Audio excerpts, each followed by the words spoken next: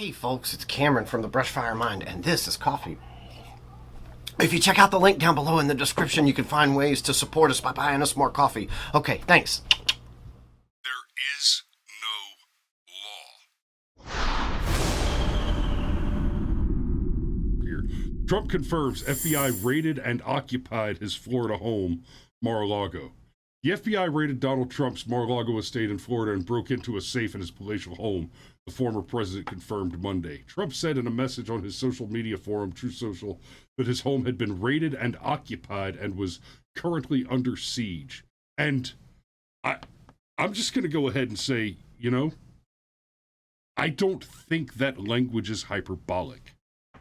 Trump is often accused of bloviating, being hyperbolic, being a bit of a BS artist. And that's fair. Yeah.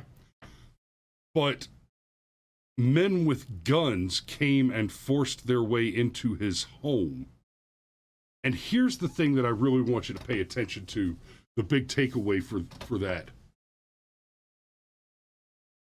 Trump is being accused, in theory, of having some classified material, of having taken some classified documents from the White House. Now, I would love to say there's no evidence. I don't know that for sure. That would not be a fair factual statement. It's possible that there is evidence. It's highly probable that whatever that evidence is was fabricated. And I just want you to remember, Donald Trump just recently at one of his rallies essentially made a soft announcement that he will be running in 2024. Think back, put on your Wayback glasses to, I don't know, a couple of weeks ago in the news cycle language. But we go back to the Ukraine Gate impeachment.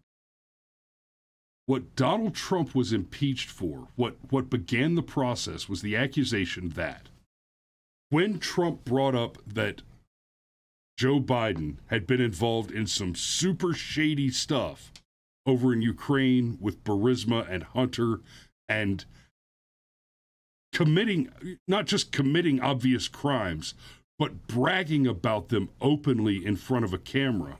Fire the prosecutor, and then, oh dear, we're about to have some company. But food. He was accused of having basically ginned up allegations against Joe Biden for the explicit purpose of hurting Joe Biden's campaign possibilities. And remember, at the time, when Trump started asking questions about Biden literally using U.S. taxpayer money to blackmail a foreign leader in the Ukraine situation, Joe Biden was vehemently repeating at the time that he would not run for office.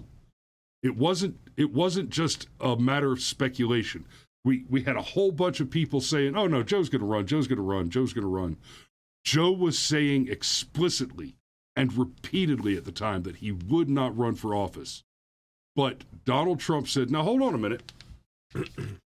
He said, "If you don't fire the prosecutor that's investigating my son, then I will withhold American taxpayer dollars that you have negotiated in good faith."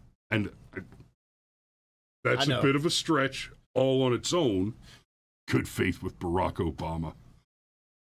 But he threatened to blackmail the Ukraine. And then he bragged about it. He explicitly confessed to the crime in front of a camera. Okay, so for real, tinfoil hat time, okay?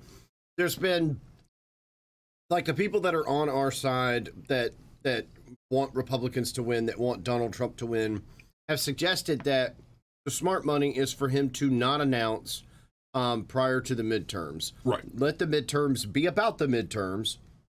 And then basically the second the midterms are over, he can announce, and then everything pivots. Okay? Okay. Makes sense. Which means they have until the midterms to screw with Donald Trump as much as they want to. Because once you're a candidate, and this was part of James Comey's justification for not arresting Hillary Clinton, even though she was clearly guilty AF, she was a candidate for president. And I think there is some wisdom in not arresting your political opposition. And I know Comey's not Clinton's opposition. Let me be clear. Right. Okay. But I do think there is some wisdom in that. Now, Comey used it as cover, but there is some wisdom in that. But Trump is not a candidate for anything yet. He is a former president, right? And if you'll recall, Nixon was given a blanket pardon. And part of the rationale for giving Nixon a blanket pardon was, oh, well, you know what? It's time to just move on. That was ugly. It was painful. So let's just move on to the next thing so that we're not distracted by it. And that's that. So that's my tinfoil hat that they've got Donald Trump in a vice, and they're doing it on purpose, because either he announces and it theoretically sucks all the oxygen out of the room before the 2022 midterms, or he doesn't announce and they can continue to screw with him. Because obviously, one thing that would just make their day would be, well, gosh, he's guilty of a crime related to national security interest. He can't run for national office anymore. I don't think they'll get there. I don't think they'll get there. No. Okay. And then Steve Look, Rodemeyer says, could you imagine them getting away with any other president? Okay, that's why I wanted you to pull up Vernon Jones's tweets, because he very accurately nailed all of that. Okay, so a couple things real quick.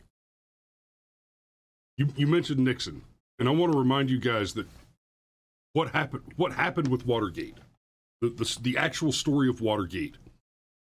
What most people know, the extent of the history most people know, is that Nixon was impeached over Watergate. And that's where their understanding and knowledge of the situation stops. What happened in the Watergate situation is Democrats, like the Democrat Party, they were up to the same kind of shenanigans that they've been caught in with Donald Trump.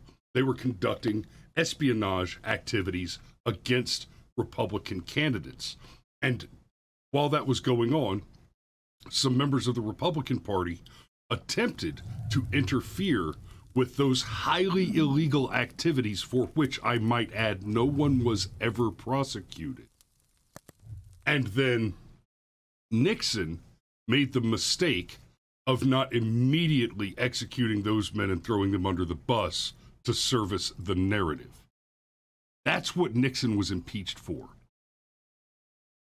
Nixon was impeached over having covered up an activity of essentially self-defense against the evil Democrats that were conducting domestic espionage operations against political opponents.